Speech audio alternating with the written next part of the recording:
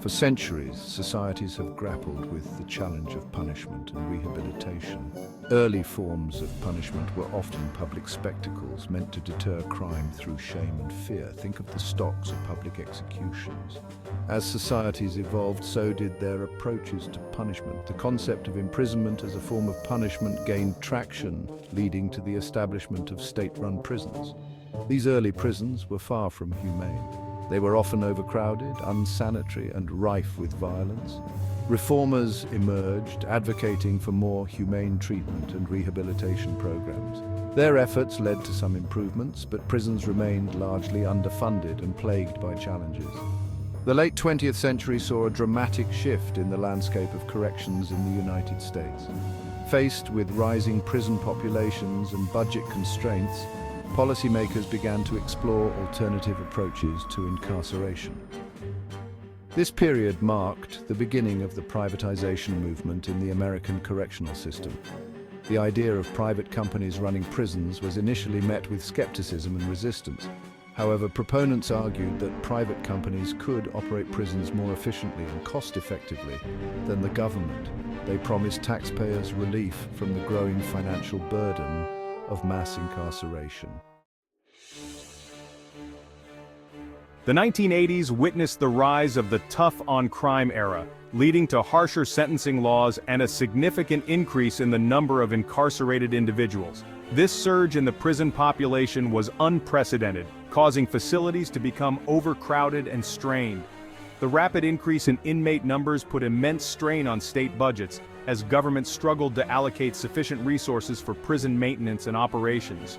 Private companies, sensing an opportunity amidst the financial strain, began lobbying state governments to outsource their correctional operations, promising cost savings and efficiency.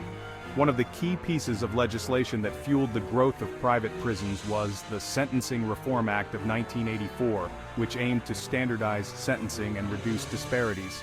This federal law abolished parole for federal offenses and established mandatory minimum sentences, significantly increasing the length of prison terms and reducing the possibility of early release.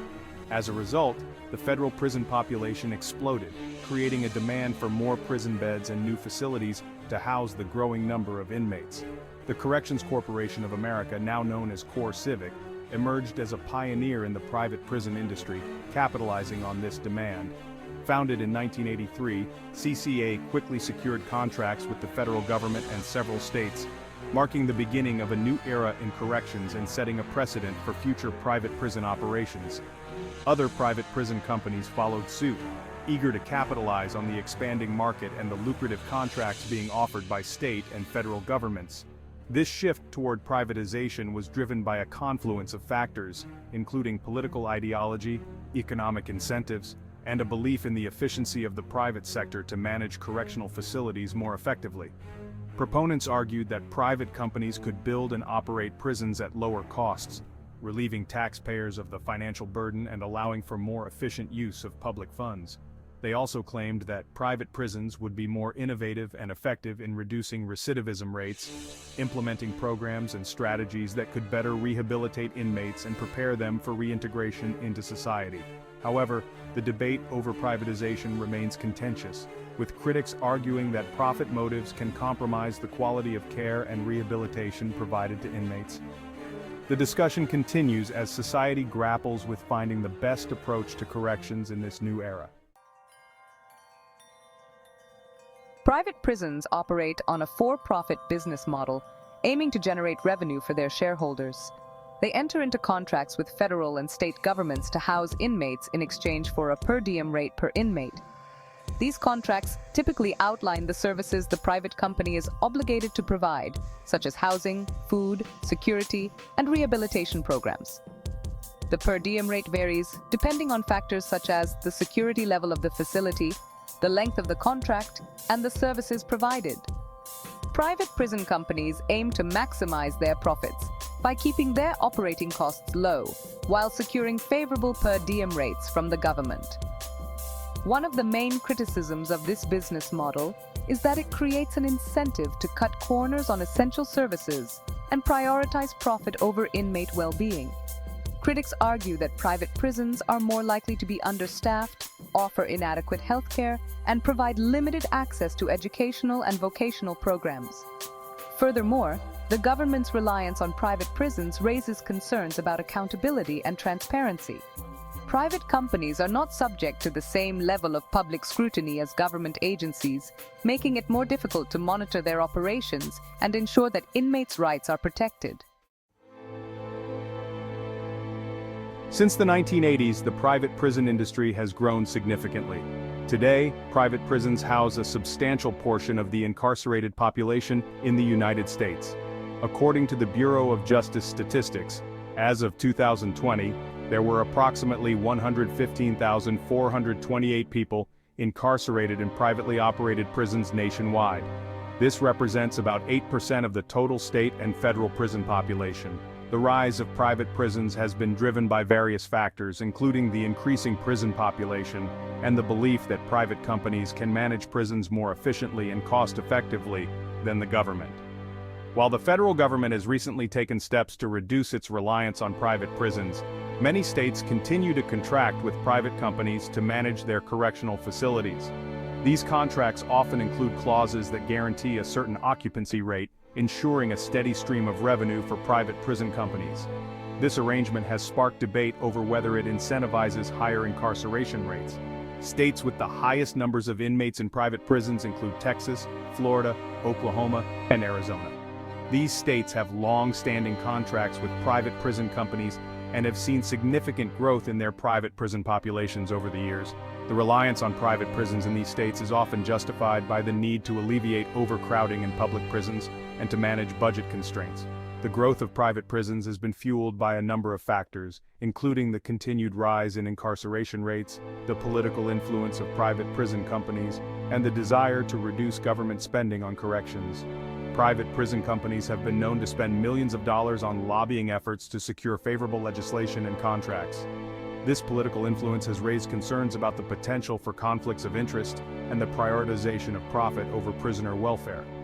However, the privatization of prisons remains a controversial issue, with critics raising concerns about the ethical implications and potential for abuse. Reports of inadequate conditions, understaffing, and mistreatment of inmates in private prisons have fueled the debate. Critics argue that the profit motive inherent in private prisons can lead to cost-cutting measures that compromise the quality of care and rehabilitation services provided to inmates. As the debate over private prisons continues, it is crucial to understand the scope and scale of this industry's impact on the criminal justice system.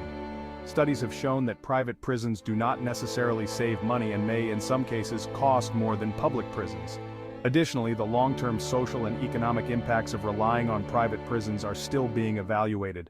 The number of people incarcerated in private facilities represents a significant segment of the prison population, highlighting the need for continued scrutiny and accountability.